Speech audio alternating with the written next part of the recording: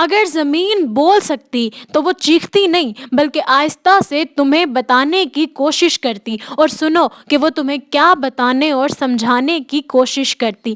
زمین کہتی کہ میں نے تمہیں پہاڑ دیے تاکہ تم محفوظ رہو، تمہیں سمندر دیے تاکہ تمہیں سکون ملے، اور تم کو مٹی دی تاکہ تم زندہ رہو۔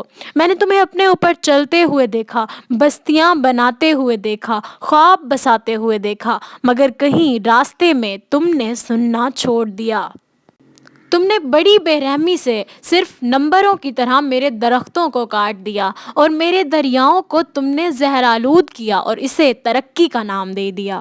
جب میں نے خبردار کیا تو تم نے اسے موسمی تبدیلی کہا، جب میں سیلاب بن کر روئی تو تم نے اسے قدرتی آفت کہا، جب میں جلی تو تم نے اسے ہیٹ ویو کہا، مگر یہ سب قدرتی نہیں تھا، یہ درد تھا زمین کا۔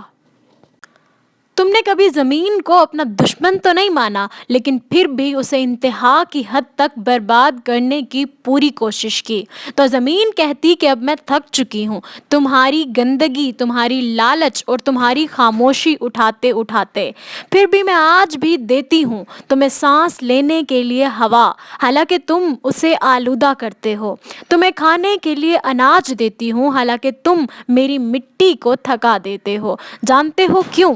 کیونکہ مجھے تم سے محبت کرنا آتا ہے، چھوڑنا نہیں۔ آج دنیا میں تقریباً 8.2 ارب لوگ رہ رہے ہیں، اور سب ایک ہی گھر یعنی زمین کو بانٹ رہے ہیں، مگر محبت کی بھی ایک حد ہوتی ہے۔ جب میں کانپتی ہوں تو یہ غصہ نہیں ہوتا، یہ تھکن ہوتی ہے۔ جب سمندر چڑھتے ہیں تو یہ بدلہ نہیں ہوتا، یہ بقا کی کوشش ہوتی ہے۔ اور ایک دن اگر میں خاموش ہو گئی تو یہ اس لیے نہیں ہوگا کہ میں ہار گئی، بلکہ اس لیے ہوگا کہ تم نے کبھی سنا ہی نہیں۔ اب بھی وقت ہے، ہر کٹا ہوا درخت ایک نیا بیج مانگ رہا ہے۔ تبدیلی بڑی نہیں ہوتی، بس نیت صاف ہونی چاہیے۔ زمین کو بچانا صرف فرض نہیں، ہمارا قرض ہے۔ مگر افسوس کہ ہمیں زمین کو گندا کرنا تو آتا ہے، مگر اسے صاف کرنا نہیں آتا، اور شاید اگر زمین بول سکتی تو یہی اس کے الفاظ ہوتے۔